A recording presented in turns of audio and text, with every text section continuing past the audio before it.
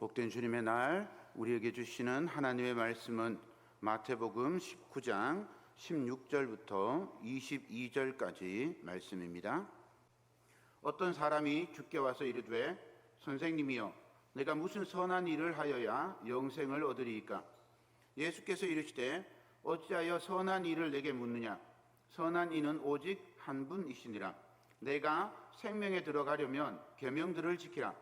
이르되 어느 계명이오니이까? 예수께서 이르시되 살인하지 말라, 간음하지 말라, 도둑질하지 말라, 거짓 증언하지 말라, 내 부모를 공경하라, 내 이웃을 내 자신과 같이 사랑하라 하신 것이니라. 그 청년이 이르되 이 모든 것을 내가 지키었사온데 아직도 무엇이 부족하니이까? 예수께서 이르시되 내가 온전하고자 할진대 가서 내 소유를 팔아 가난한 자들에게 주라. 그리하면 하늘에서 보화가 내게 있으리라.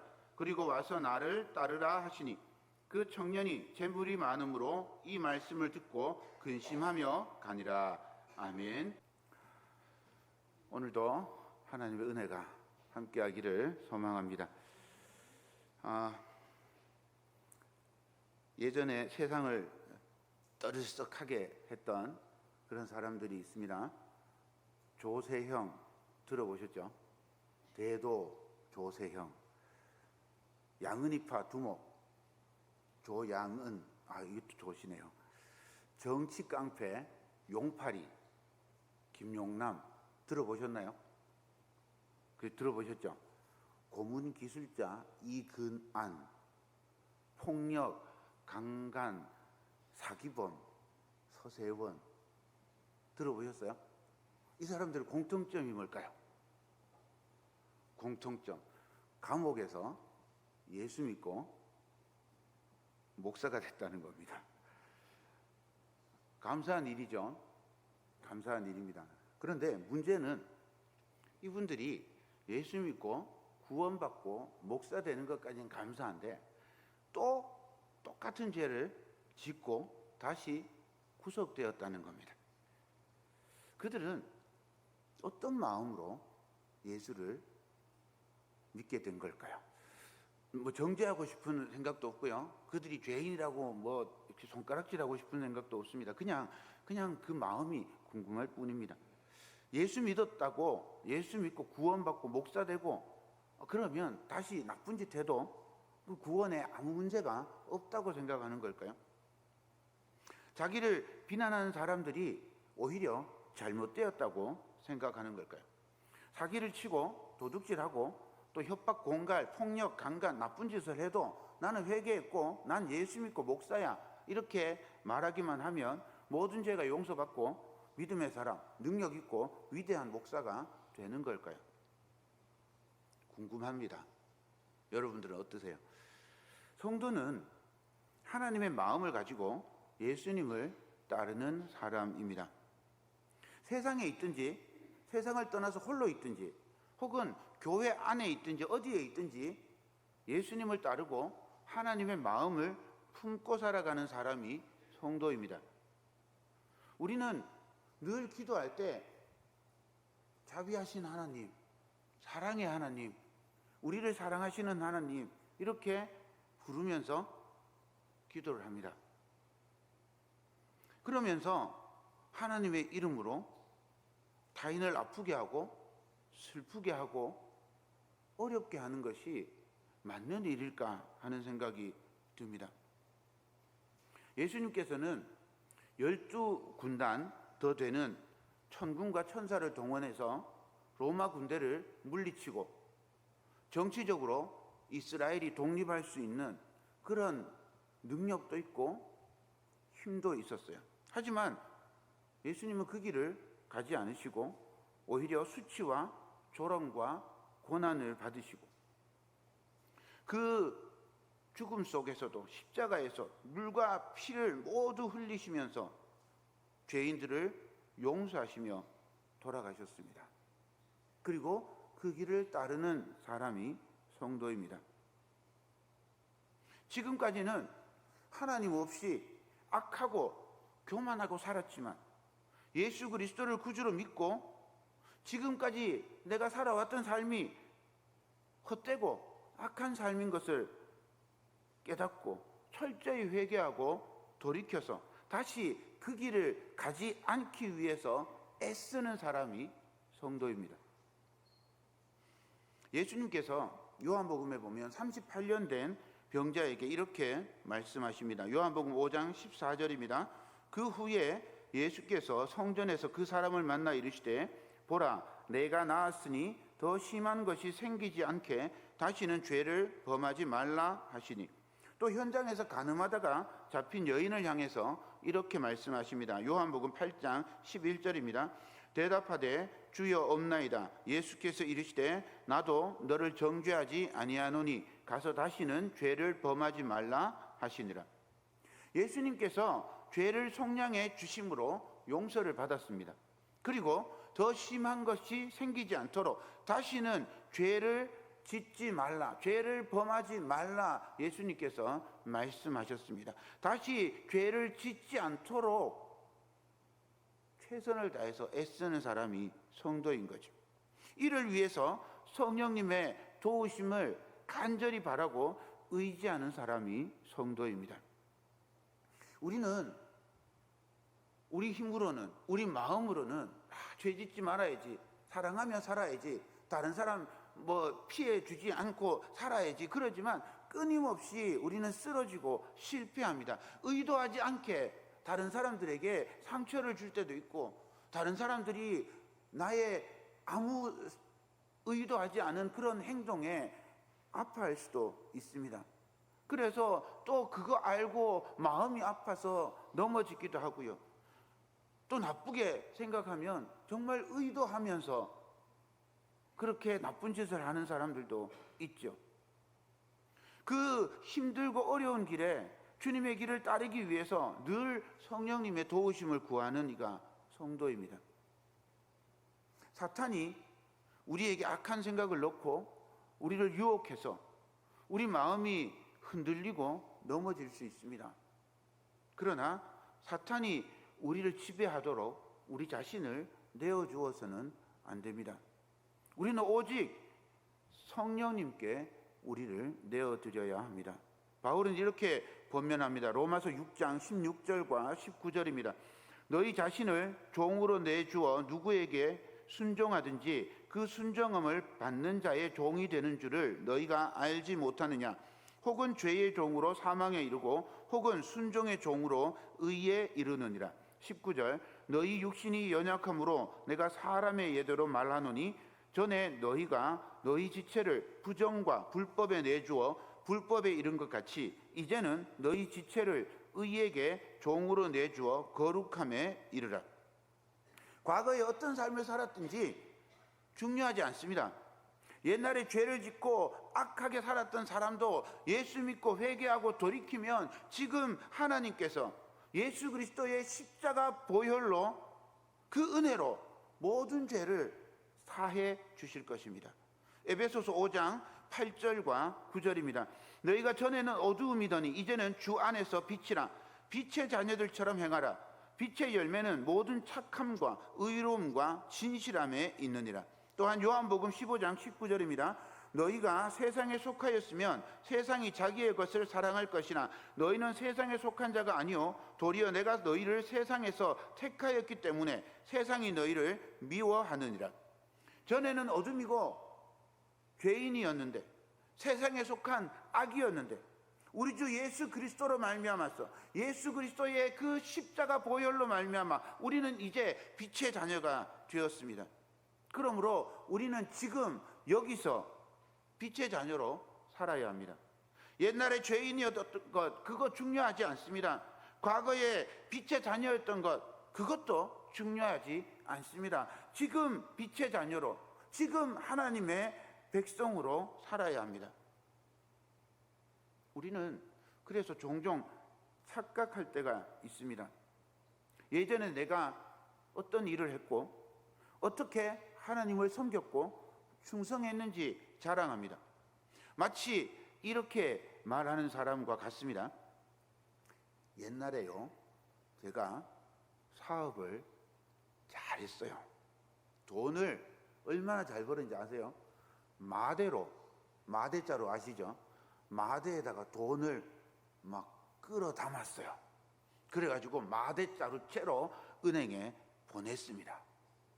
제가 90년대에 그랜저를 타고 다녔던 사람입니다. 안 믿기죠?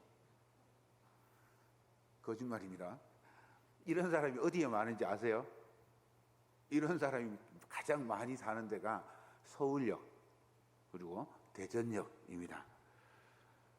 예전에 고대 광시에 밑에 돈이 숨을 못 쉬도록 재산이 많았던 아무 소용이 없어요. 지금 내가 쓸 수 있는 돈이 있는지가 중요합니다. 성도가 착각하는 게 여기에 있어요. 과거에 받았던 은혜가 지금 우리를 구원해 주지 못합니다. 과거에 내가 어떻게 하나님을 잘 믿었든지 지금 그게 구원을 담보해 주지 않아요. 우리가 은행에 통장을 만듭니다. 그리고 돈이 생기면 입금을 하죠.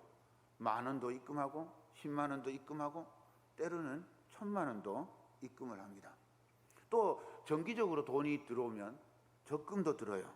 정기적금, 뭐 세금 우대적금, 비과세 적금, 자유적금, 막 적금도 많이 듭니다. 보험도 들죠. 연금보험, 실손보험, 상해보험, 고용보험, 의료보험, 산재보험, 뭐 보험도 종류도 많습니다. 다 가입합니다. 그러다가 자녀가 진학을 해요. 결혼을 해요. 그럼 어떻게 해요? 은행에 가지고 돈을 뽑죠. 돈을 찾아가지고 집도 사주고 차도 사주고 또 뭐도 사주죠? 삼성 비스포크, LG 오브제, 벽걸이 TV 막 이런 거 삽니다. 은행에 돈을 뽑아가지고 사죠. 또 여러분들 편찮으시면 어떻게 해요? 또 은행에 가가지고 돈을 찾아요. 그래가지고 병원에다가 열심히 갖다 바치고 치료를 합니다. 그런데 통장에 돈이 없으면 어떻게 될까요? 통장에 돈이 없어요. 아들이 장가를 가는데 집도 못 사줘요. 차도 못 사줘요. 비스포크도 못 사주고 저 중국제 조그만 TV 하나 사주고 24K 금은 요새 너무 비싸가지고 그냥 금 도금한 거 사주고 뭐 그냥 이렇게 해야 돼요. 그럼 돈이 더 없으면 어떻게 돼요? 그러면 신용불량자가 되는 겁니다. 회사는 이걸 부도라고 그러죠. 우리는 전부 우리 통장에 돈이 넉넉히 있었으면 하고 바랍니다. 그래야 무슨 일이 생기면 걱정 없이 딱 돈을 쓸 수 있잖아요. 손님이 왔는데 밥 한 끼 근사하게 대접할 돈이 없으면 얼마나 안타깝겠습니까? 어떤 사람은 반대로 통장에 돈이 넉넉한데 늘 모자란다고 생각해요. 손님에게 짜장면 한 그릇도 베풀지 못하는 그런 사람들도 있습니다. 우리 믿음을 이렇게 생각하는 사람들도 있어요. 우리 믿음을 마치 통장의 잔액처럼 그렇게 생각합니다. 믿음의 행동, 교회에 오고 예배드리고 또 교회에서 봉사하고 또 말씀에 따라서 착한 일도 하고 말도 예쁘게 하고 다른 사람들도 도와주고 이렇게 하면 예금하듯이 하나님 나라에 이게 차곡차곡 쌓이는 거예요. 그러다가 바쁜 일이 있어서 교회에 빠지면 그 쌓였던 것 중에 하나 싹 빼요. 그래서 갚아. 욕하면 또 하나 싹 빼서 갚아요. 욕심 부리고 죄 지으면 또 하나 빼서 갚아요. 그 적립되었던 예금을 하나 빼먹는 거죠.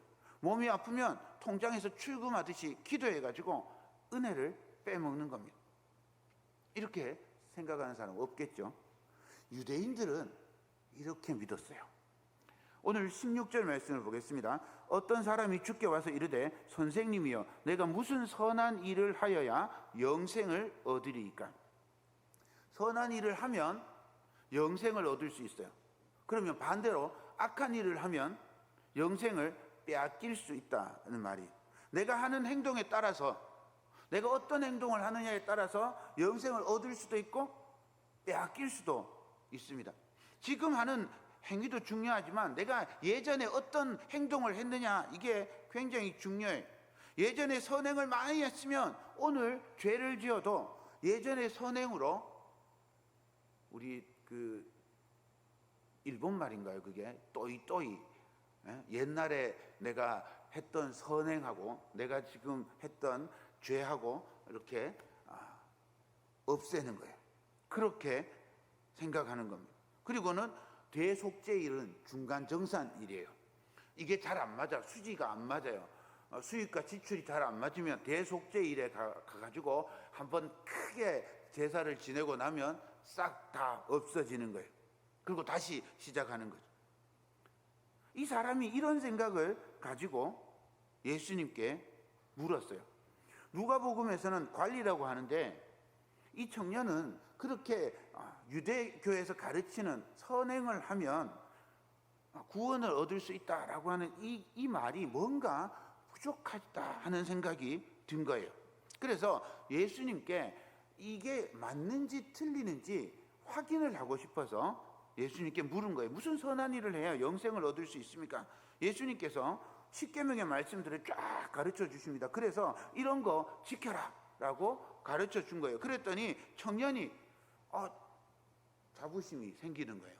예수님이 내가 생각하고 있는 거하고 똑같은 걸 얘기하고 있잖아요. 그래서 자부심을 딱 가지고 제가 이런 거 다 지켰습니다. 혹시 그래도 부족한 게 있으면 어떤 게 부족할까요? 그래서 예수님께서 말씀하십니다. 21절입니다. 예수께서 이르시되 내가 온전하고자 할진대 가서 내 소유를 팔아 가난한 자들에게 주라. 그리하면 하늘에서 보화가 내게 있으리라. 그리고 와서 나를 따르라 하시니. 이 부자 청년은 평소에 유대인처럼 율법이라는 통장에 꾸준히 예금을 해왔어요.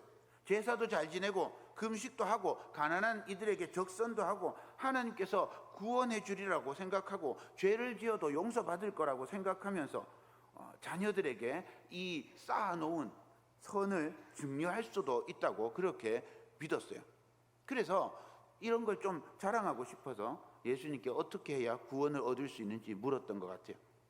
예수님께 시험을 하려고 예수님을 시험하려고 물었는지 정확하게는 모르겠는데, 어쨌든 이 청년의 질문 속에는 유대인들의 구원에 대한 이야기가 들어있는 겁니다. 예수님께서 이 청년에게 모든 소유를 팔아서 가난한 자들에게 주고 예수님을 따르면 온전한 구원을 이룰 수 있다라고 가르쳤어요. 그랬더니 이 청년이 이렇게 반응합니다. 22절입니다. 이 청년이 재물이 많음으로 이 말씀을 듣고 근심하며 가니라. 예수님께서 곧바로 부자가 천국에 들어가는 것 어렵다라고 가르쳐 주셨습니다. 그랬더니 제자들이 바로 질문합니다. 25절입니다. 제자들이 듣고 몹시 놀라 이르되 그렇다면 누가 구원을 얻을 수 있으리까? 제자들의 질문이 우리 질문이에요. 그렇지 않습니까? 아니, 부자는 그럼 천국 가지 말란 말입니까? 부자는 천국에 들어갈 수가 없어요. 이런 질문을 하고 있는 겁니다. 제자들이나 우리나 돈에 관심이 많아요. 그래서 부자 청년의 돈에 집중하느라 예수님이 정작 가르쳐 주고 싶은 핵심을 놓치고 있어요. 예수님께서 가르쳐 주시는 핵심은 부자, 돈에 관한 문제가 아닙니다. 예수님은 유대인들의 그 믿음, 율법주의 구원관에 대한 경고를 하고 있는 겁니다. 무엇을 하여야 영생을 얻고, 이게 핵심인 거예요. 지금까지 잘 지켰어요. 무엇을 더 해야 온전히 구원을 이룰 수 있는가? 부자 청년이 그렇게 물은 거예요. 그런데 이걸 예수님께서 끝까지 밀고 올라갑니다. 그러면서 이렇게 질문을 하는 겁니다. 네가 가진 재산 다 팔아서 무일푼이 되면 어떻게 할래? 너의 능력으로 아무것도 할 수 없을 때가 오면 그때 너 어떻게 할래? 그때 너는 나를 따르는 방법 외에는 아무것도 없단다. 나를 따르고 나를 의지할 때만 구원에 이를 수 있단다. 내가 지금까지 의지하고 쌓아두었던 모든 공덕, 예금이 너를 구원할 수 없어. 지금까지 의지하고 기대하던 모든 것들을 포기하고 나를 따를 때 참 구원을 얻을 수 있단다. 이 예수님이 가르쳐 주시는 핵심이에요.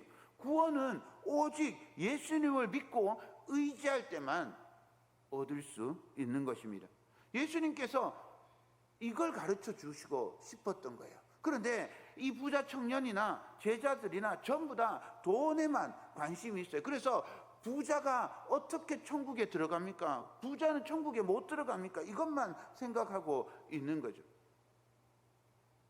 혹시 우리 마음에는 이런 생각이 있지는 않습니까? 교회를 오래 다니고 봉사도 많이 하고 심지어 헌금도 많이 했는데 이 정도 했으면 하나님께서 내 믿음 인정해 주시겠지.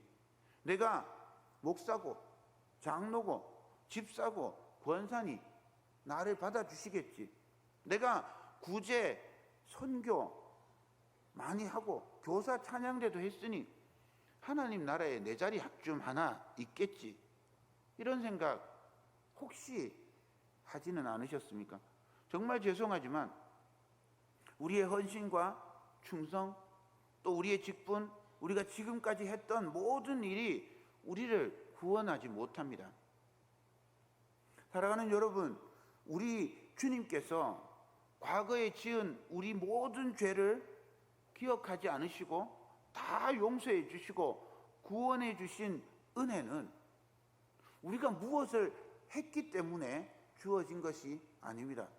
심지어 우리가 회개하고 하나님을 믿었기 때문에 구원해 주시는 게 아닙니다. 우리가 회개하기 전에, 하나님을 알기도 전에 이미 예수 그리스도를 보내주시고 십자가에 달려 돌아가시게 하셨어요. 우리가 어떤 행동을 하기 전에 이미 우리를 구원해 주셨습니다. 우리를 구원하시기로 작정하시고 예정해 두었습니다. 우리가 무엇을 해야 구원을 얻고, 또 반대로 우리가 무슨 죄를 지어서 그 죄값을 치러야 용서를 받고 이러는 게 우리의 행동에 달려있지 않습니다. 세상은 그럴 수 있어요. 세상은 내가 죄를 지으면 죄값을 받지 못하면 감옥에 가야 되고, 그 감옥에 가지고 죄값을 치러야, 그래야 괜찮아진 사람이 되는 거예요. 그런데 하나님 앞에는 절대 그렇지 않습니다. 우리가 하나님 앞에 무엇을 해서 구원을 얻는 게 아니라 오직 우리 주 예수 그리스도의 은혜로 구원 얻는 줄 믿습니다. 세상 속에 살다 보면 세상 원리에 영향을 받게 됩니다. 세상은 뭔가 보여줘야 돼요. 증명해야 돼요. 믿음을 증명해야 되고, 내가 예수님을 믿는다는 거, 내가 성도라는 걸 증명하고 보여줘야 돼요.